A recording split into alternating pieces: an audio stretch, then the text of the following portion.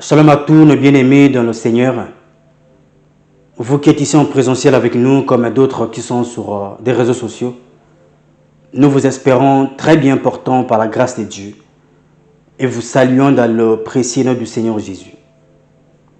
En ce dimanche, nous allons voir que la foi est un élément le plus important de la vie chrétienne, surtout dans le pays que nous prenons possession. Sachant qu'on ne peut ni l'acheter, ni la vendre, ni la donner à nos amis. Alors nous allons prier avant de commencer avec notre nouveau numéro d'enseignement. Excellent Père de grâce, le Dieu d'amour et d'éternité, la reconnaissance est tellement immense pour tous tes bienfaits dans nos vies. Nous plaçons notre foi en toi, le seul vrai Dieu, qu'aucune épreuve, ni adversité, ni circonstance de la vie ne puisse nous faire peur ou douter de ta présence parmi nous. Que le glorieux Saint-Esprit dirige ces moments du début jusqu'à la fin dans le nom de ton Fils Jésus. Amen. Gloire à Dieu pour ce dimanche de la présence de Dieu. Notre titre de ce dimanche, c'est « Ayez foi en Dieu ». Ayez foi en Dieu. Je résume. Dieu a conçu un moyen de distinguer ce qui lui appartiennent des autres. La foi. Sans elle, nous ne pouvons tout simplement pas lui plaire. Par la foi, Abel a offert au Seigneur un sacrifice qui lui plaisait. Par la foi, Noé a construit l'arche alors qu'il n'y avait aucun signe de pluie. Par la foi, Abraham a quitté sa maison et obéi au commandement de Dieu en partant sans savoir où il allait. Puis a été prêt d'offrir son fils unique en sacrifice. Par la foi, Moïse a fait sortir le peuple d'Israël d'Égypte. La liste est tellement longue. Notre Dieu aime que nous croyions en lui sans le voir. Ayez foi en Dieu. Lisons la Bible.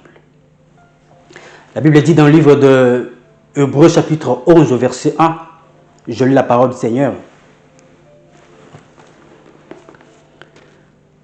Or, la foi est une assurance, est une ferme assurance des choses qu'on espère et une démonstration de celles qu'on ne voit pas. La parole du Seigneur. La foi est une ferme assurance des choses qu'on espère et une démonstration de celles qu'on ne voit pas. D'abord, nous devons retenir une chose, est que il y a différence entre avoir la foi et avoir le courage.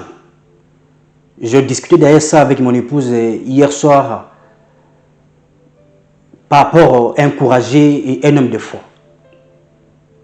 Elle me disait qu'un courageux est celui qui fait tout par ses propres forces, qui compte sur lui-même, et contrairement à un homme de foi. C'est exactement.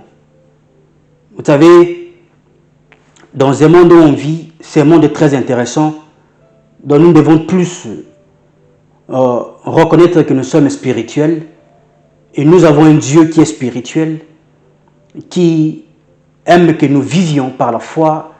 La foi honore Dieu. La foi fait donner la valeur de Dieu dans notre entourage. La foi nous éloigne du péché. La foi nous donne des victoires dont nous-mêmes ne pouvons pas avoir. Le courage, c'est compter sur soi-même. C'est suivre les gens parce que voilà, on a la même culture, on a le même diplôme, on a la même compétence parfois, donc vu qu'il fait comme ça, moi aussi je vais faire aussi comme ça ou sinon.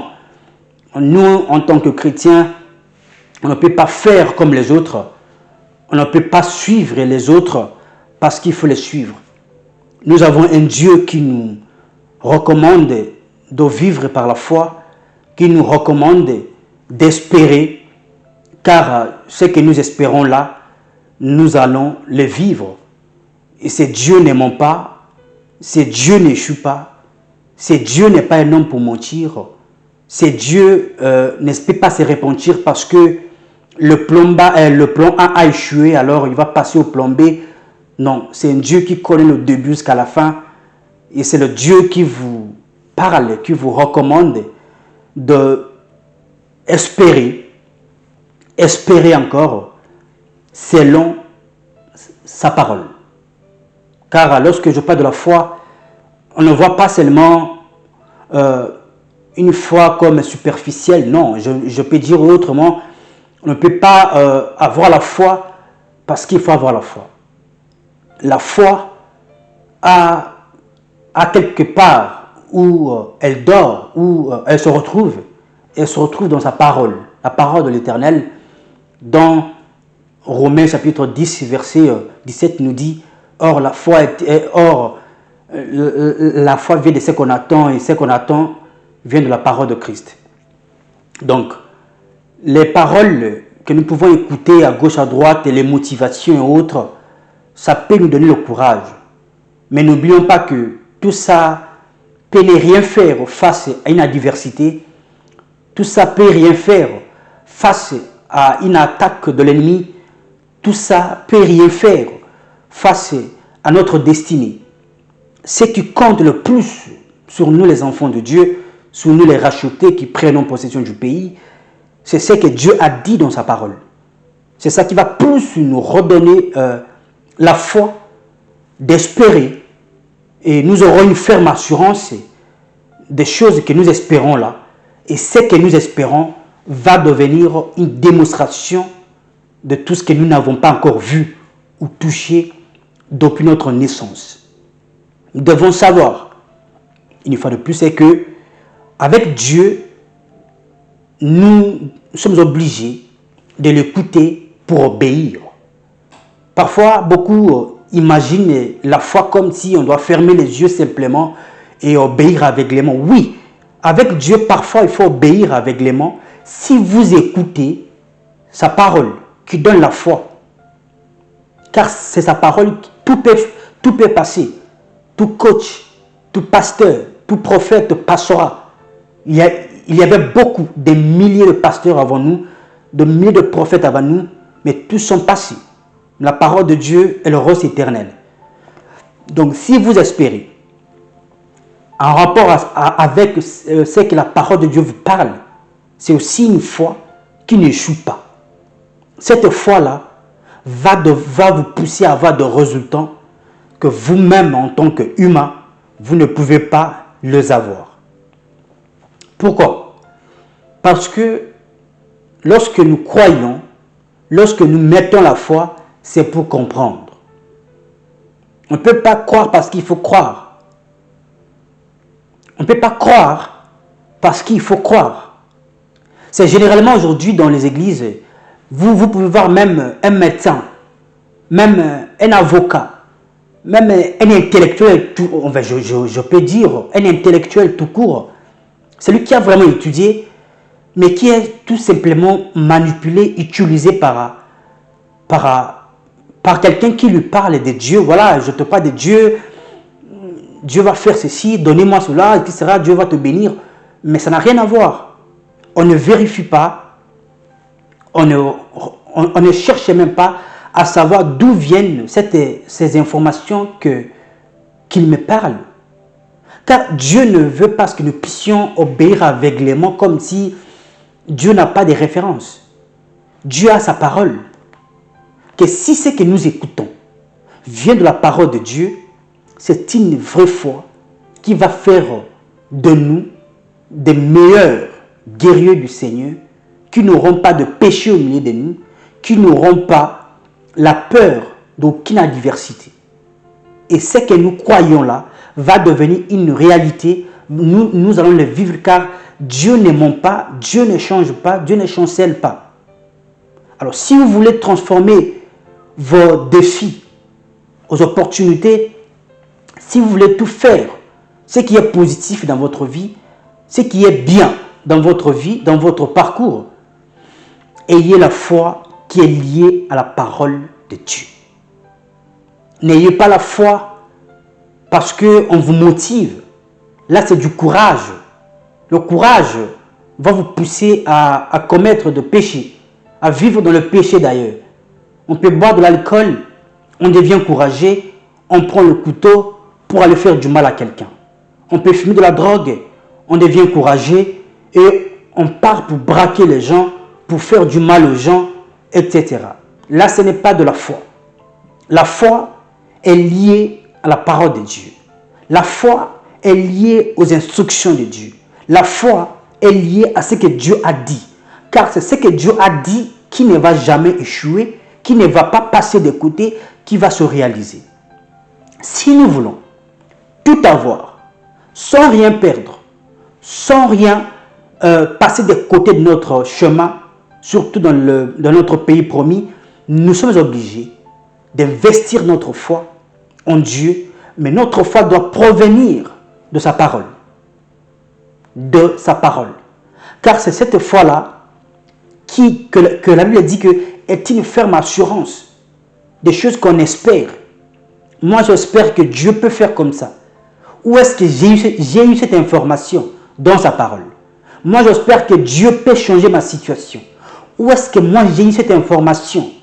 Où est-ce que j'ai eu cette affirmation? Dans sa parole. C'est ça qui ne changera pas. C'est ça qui va se réaliser. Mais si votre foi est basée sur les on-dit, si votre foi est basée sur les motivations humaines, vous passez de côté de votre foi et tout ce que vous espérez, vous ne le vivrez pas. Jamais. La foi n'est pas le courage. Le courage, vous pouvez être dans votre quartier. Vous voyez les gens prendre une route, un chemin. Voilà, vous les suivez et vous vous retrouvez dans la merde. Voilà, vous dites que non, c'est Dieu, c'est pas. Ça n'a rien à voir avec la foi. Ça n'a rien à voir avec la foi, car tout ce que Dieu a promis, il a toujours réalisé. Tout ce que Dieu a utilisé, a parlé, ils ont vu la main de Dieu dans leurs affaires. Alors, ayez une foi qui est liée à la parole de Dieu. Il ne faut pas vous accrocher aux on-dit. Il ne faut pas vous accrocher aux choses qu'on vous parle seulement, car tout ce qu'on vous parle s'envole. Mais ce qui est écrit dans la parole de Dieu, ça reste gravé dans nos cœurs. Et ça nous donne une bonne foi, une foi solide, une foi qu'on ne peut pas avoir peur d'aucune épreuve, aucune adversité, aucune circonstance de la vie peut nous faire peur ou peut nous faire douter de Dieu. Car nous avons une foi qui est liée à la parole de Dieu. Et celui qui a la foi qui est liée à la parole de Dieu craint Dieu. Il craint Dieu. Il obéit à Dieu. Car il sait que c'est Dieu qui est le rémunérateur de cette foi. Car c'est Dieu qui connaît pourquoi j'ai choisi cette voie. Écoutez, toujours au chapitre 11, verset 6 d'Hébreux, elle dit ceci, la Bible. Or, sans la foi, il est impossible de lui être agréable. Car il faut que celui qui s'approche de Dieu croit que Dieu existe et qu'il est le rémunérateur de ceux qui le cherchent. La parole du Seigneur. Donc, il dit que, or sans la foi d'abord, il est impossible de lui être agréable. Pourquoi? Parce que Dieu aime que ses enfants vivent par cette foi. Et mon juste vivra par la foi, dit la Bible. Donc, lorsque j'ai la foi, je sais que Dieu qui est le rémunérateur de cette foi, de ceux qui le cherchent, le chercher, ce n'est pas avec torche. Mais le chercher là, c'est s'accrocher à obéir, à lui plaire. C'est ça, on vrai dire, chercher Dieu. Lorsqu'on dit chercher Dieu, ce n'est pas chercher Dieu à l'église. Ce n'est pas chercher Dieu dans une montagne ou dans une forêt. Non. Dieu est en vous. Dieu est présent. Même quand nous sommes ici, Dieu est présent. Amen. Mais lorsqu'on dit chercher Dieu, c'est quoi? Dieu va tout. Dieu est partout. Bon, bien qu'il n'est pas dans des boîtes de nuit, il n'est pas dans des endroits bizarres, mais Dieu est partout. Hormis des mauvais endroits. Lorsqu'on dit chercher Dieu, ça veut dire que obéir à Dieu, lui plaire, c'est ça chercher Dieu. Et elle lui dit que, or sans la foi, il est impossible de lui être agréable. Il faut être agréable devant Dieu. C'est ça chercher Dieu. Chercher à lui plaire, c'est ça chercher Dieu. Faire ce qu'il veut, c'est ça chercher Dieu. Et un homme de foi fait toutes ces choses que la Bible nous précise, nous rassure. Que sans la foi, il est impossible de lui être agréable. Mais pour être agréable à Dieu, ce n'est pas faire de sacrifice. Comme dans l'Ancien Testament, car Jésus a tout fait déjà. Nous, vivre par la foi, car il est le rémunérateur de ceux qui le cherchent. De ceux qui le cherchent. Le chercher à obéir. Vivre, je vis par la foi. La foi, pas seulement d'une manière où avoir, chercher Dieu pour avoir. Mais avoir la foi aussi pour conserver notre éternité. Être assuré que je verrai le Seigneur. C'est ça aussi avoir la foi. Pas seulement une foi pour avoir, mais une foi aussi d'obéir à Dieu, pour obéir au Seigneur. Dieu veut que nous ayons cette foi. Dieu veut que nous utilisions cette foi. Dieu veut que nous soyons sauvés par cette foi. Car la prière de la foi sauvera les malades. Oui. La foi, c'est... En fait, lorsque nous vivons par la foi, lorsque nous avons la foi d'abord, nous ferons de grandes choses avec Dieu. Ayez foi en Dieu. Ayez foi en Dieu. Dieu ne veut pas que nous puissions vivre comme si nous étions poussés par de machines ou que nous sommes de robots. Non. Dieu veut vivre avec nous en tant que ses enfants, comme ses enfants. Parce qu'il a tout prévu pour nous. Parce qu'il a tout dit que nous aurons ceci, nous vivrons ceci ou cela. Alors, si nous n'arrivons pas à avoir cette foi ou cette compréhension de la foi, pour nous, c'est vraiment la foi, c'est nous entêter même dans le mauvais chemin. La foi, c'est de foncer même là où Dieu n'a pas dit de foncer. Non. L'allure que vous avez, la vitesse que vous avez, ça vient de Dieu ou ça ne vient pas de Dieu. La foi vous pousse à comprendre ce que vous croyez. La foi, c'est moi simplement fermer les yeux aveuglément. Oui, c'est aveuglément d'une manière spéciale, obéir aveuglément au Saint-Esprit, à Dieu. Là, c'est à une autre dimension, à une personne qui a la bonne communion avec le Saint-Esprit, qui peut obéir aveuglément quand il entend la voix du Saint-Esprit. Elle comprend que c'est Dieu qui me parle par son Esprit Saint. Mais quand vous n'avez aucune communion avec le Saint-Esprit, n'obéissez pas aveuglément. Car tout ce que vous allez espérer là, vous n'allez pas le vivre. Mais si votre foi est liée à Dieu, vous allez faire les choses qui lui est agréable. Et quand vous faites ces choses qui lui est agréable, vous vivrez la main de Dieu dans votre vie. La vie chrétienne, c'est une vie de compréhension. La vie chrétienne, c'est une vie où nous allons comprendre que notre Dieu, notre Créateur, aime que nous puissions vivre par la foi pour lui être agréable. Car il est le rémunérateur de ceux qui le cherchent. Je fais tout pour plaire à Dieu. Quand vous plaisez au Seigneur, sachez-le bien, frère, vos péchés seront pardonnés. Retenez, frère, que toutes les portes de votre vie seront ouvertes. Retenez, frère, que tout ce que vous allez faire, vous allez réussir. Retenez, frère, quand vous plaisez au Seigneur, quand vous êtes agréable au Seigneur, rien ne vous sera impossible. C'est ça aussi, vivre par la foi. La foi, ce n'est pas vivre à l'aveuglement. La foi, c'est faire ce qui est lié à ce que Dieu demande.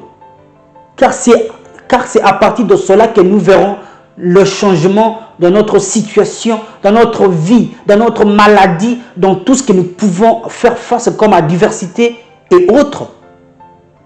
La foi, ce n'est pas l'aveuglement. La foi est liée à la parole de Dieu, à ce que Dieu dit. Voilà pourquoi il est important de bien passer votre temps dans la parole de Dieu en train de méditer. Il est important de mettre les instructions de Dieu que vous méditez en pratique. Il est important d'avoir la foi en Dieu. Il est très important d'avoir la foi en Dieu. Parce que vous avez une foi qui est solide, qui ne ment pas, qui ne trompe pas, qui ne trahit pas. La foi dont je vous parle d'avoir foi en Dieu, ce n'est pas peut-être la foi qu'on vous prêche dans d'autres églises. Oh, vous avez seulement... Non. La vie chrétienne, ce n'est pas la magie. La vie chrétienne, ce n'est pas une vie où on doit fermer les yeux, ouvrir et on va tout sur la table. Non. Je peux dire encore que la vie chrétienne, ce n'est pas l'automatisme, mais c'est le mécanisme. Savoir vivre, savoir manier notre vie. Mais on ne peut pas le manier comme ça. Il faut d'abord être agréable à Dieu. C'est le premier pas et c'est le plus grand pas. Mais pour être... Et la Bible dit que il est impossible de lui être agréable sans la foi. Sans la foi. Il est impossible de lui être agréable. Car Dieu veut que nous puissions faire ce qu'il demande. Ne pas vivre dans le péché.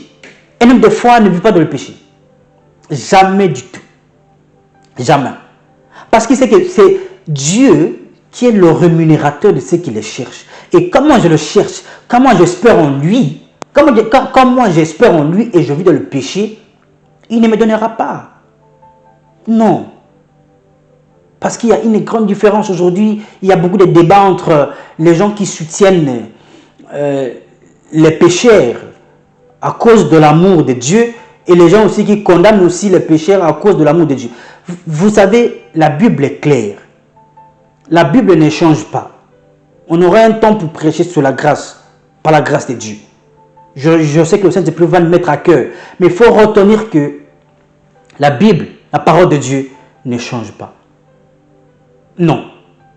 Dieu, dans son amour, il a des principes. Et dans ces principes, il a de l'amour. Alors, sachez comme ça. Obéissez au Seigneur. Soyez agréable à Dieu. Celui qui est agréable à Dieu, celui qui vit de la foi, obéit au Seigneur. Oui. On ne verra pas un homme de foi, une femme de foi impolie, insolente. Non. Du tout. Du tout. La personne qui a la foi cherche Dieu. Écoutez. Luc chapitre 7 au verset 50.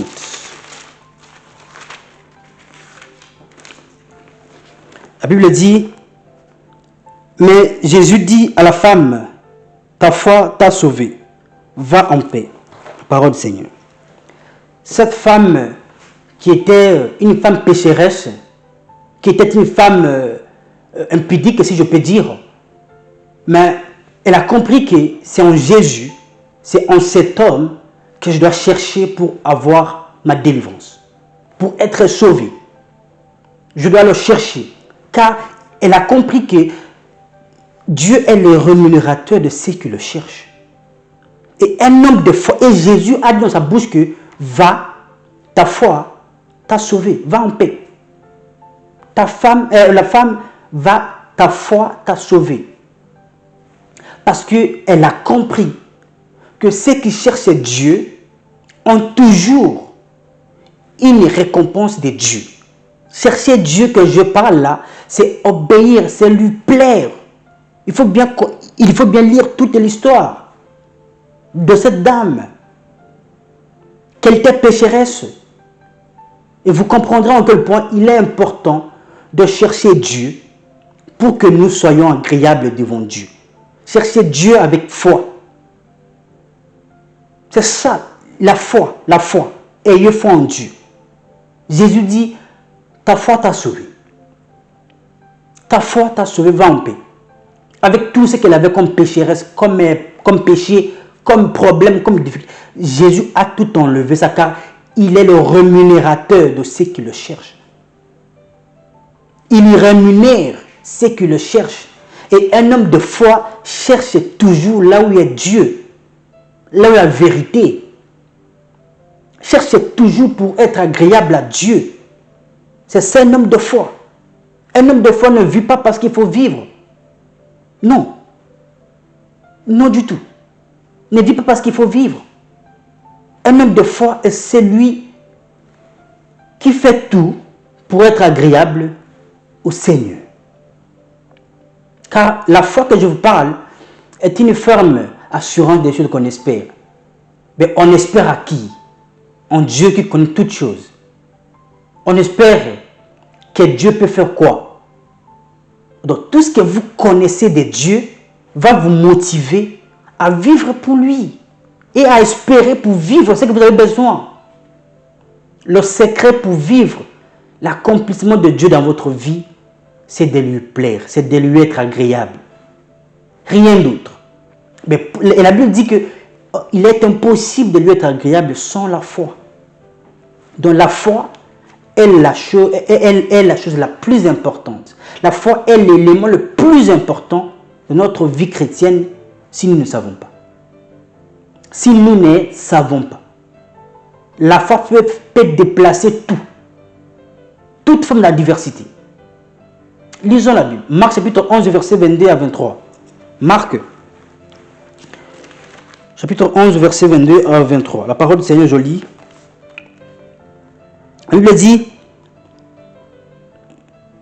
Jésus prit la parole et leur dit, ayez foi en Dieu. Je vous le dis en vérité, si quelqu'un dit à cette montagne, ôte-toi de là et jette-toi de la mer, et s'il ne doute point en son cœur, mais croit que ce qu'il dit arrive, il le verra s'accomplir. La parole du Seigneur. Jésus nous dit d'avoir foi en Dieu. Ayez foi en Dieu. Si quelqu'un dit à cette montagne, déplace-toi d'ici, va là-bas, et si elle ne doute pas, si la personne ne doute pas, elle va vivre ce qu'elle est en train d'espérer, ce qu'elle a dit. En d'autres termes, la montagne peut représenter le blocage dans votre parcours, les malédictions dans votre famille, les échecs en répétition sur votre chemin, sur votre travail, sur votre couple, les erreurs, les liens de famille et autres. Mais la Bible dit, si vous parlez par la foi aux montagnes, déplace-toi, la montagne va se déplacer. Alors, faites ça. Ne doutez pas. Sans rien douter. Je ne doute pas parce que je connais les attributs de Dieu. Je connais que Dieu est capable de faire ceci ou cela.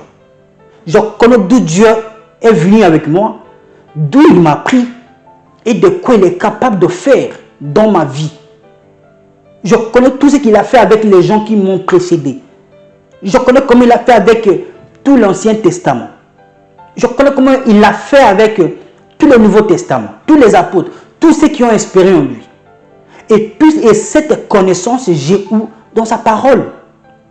Je n'aurai pas la connaissance de Dieu ailleurs ou sous les simples explications. Oui, avec les enseignements, mais plus, c'est votre intimité. C'est votre intimité. Dieu veut que vous soyez à mesure de le reconnaître. Il veut vous parler vous-même, personnellement, par sa parole. C'est ça que vous aurez la foi. Nous insistons, très important, il faut insister ça et il faut écouter. Dieu veut que vous ayez la foi, que votre foi provienne de sa parole, des Écritures, de ce qu'il dit. Car lorsque vous allez passer du temps avec la parole de Dieu, vous aurez la foi qui va déplacer des montagnes.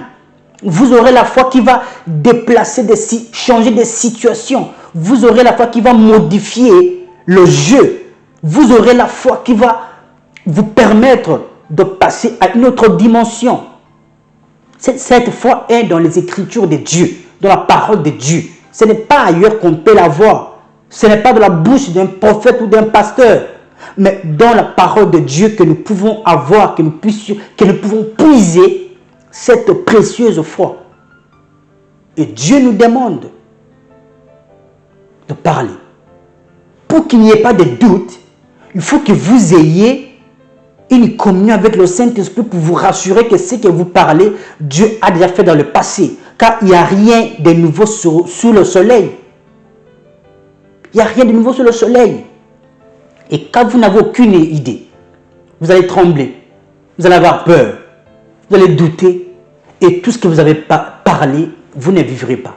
Et tout ce que vous avez espéré, vous ne le vivrez pas non plus. Et c'est ça qui crée beaucoup de frustration. Oui, j'ai la foi, mais rien ne change. Non, celui qui a la foi change tout. Celui qui a la foi passe à une autre dimension, à une autre vitesse, accède aux avantages de Dieu, vit la gloire de Dieu. Amen. Lisons la Bible. Jean chapitre 11, verset 40. La Bible dit: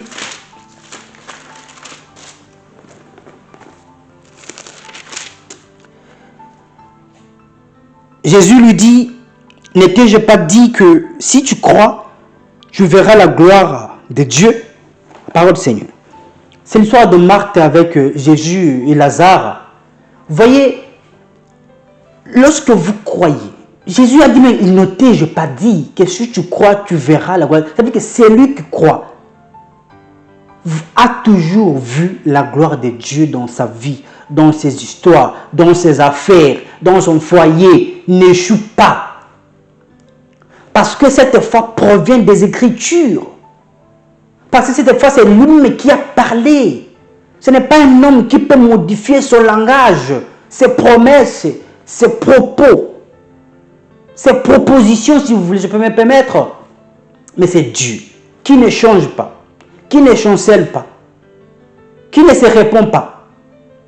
Parce qu'il y a l'inflation, non. S'il a dit et ça va se réaliser. Amen. S'il a promis et vous allez le vivre. Car c'est ça sa nature.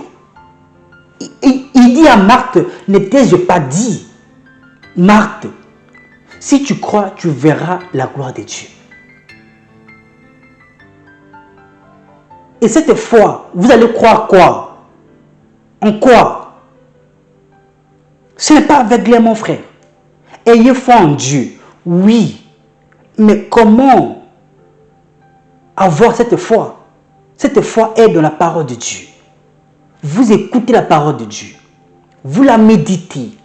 Vous mettez ces instructions en pratique et vous verrez la gloire de Dieu dans votre vie. Vous vivrez la gloire de Dieu dans vos affaires. Lazare était mort. Oui. Il ne dormait pas, non. Il était mort. Mais Jésus a ressuscité Lazare. Pourquoi? Parce que Marthe a fini par croire. Alors, si vous croyez aussi, Dieu est capable de ressusciter tout ce qui était mort en vous. Dieu est capable, parce que vous croyez, de ressusciter vos affaires qui étaient mortes, vos échecs, est capable de les redonner encore plus nouveau, la vitesse et la vie. Dieu est capable parce que vous croyez. Ayez foi en Dieu. La situation que vous pouvez croire que c'est fini, c'est déjà enterré et autres, Dieu dit, ne t'ai-je pas dit que si tu crois, tu verras la gloire de Dieu.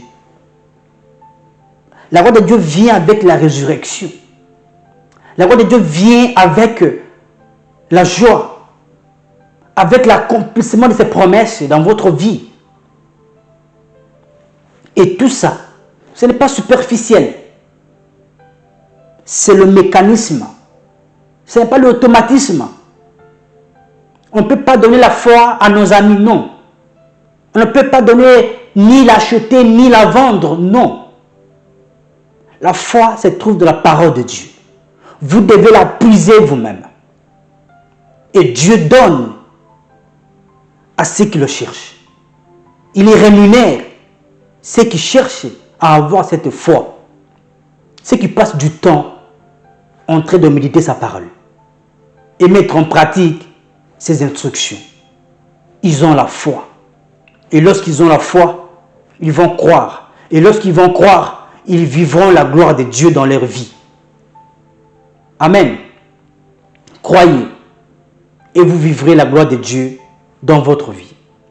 Oui, beaucoup peuvent aussi me dire, oui, je crois en Dieu, je crois mais rien ne marche.